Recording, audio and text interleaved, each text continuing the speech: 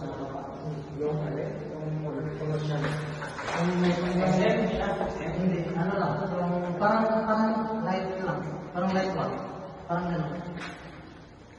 So ito sir, tanggalin ko na yung gamit sir. Ito na yung actual niya. Actual kasi ito na, actual to sir. Nilagyan na yung gamit. Joseph. Sabi ito ng midball po nito.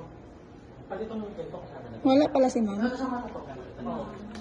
Yung mahaba ang buhok. Kasi actual na yun ito sir. Ah, okay. Pag may makabili nito, bibinta nito. Actually, wala kayong mga unit dito kasi ano to 31 to something per meter. While doon sa 24 lang doon sa light po, maliliit lang yun. Maliit lang yun, studio lang kinuha natin. Sa dyan doon, mga 20 lang, 18 square meter lang yun doon Ang ganda.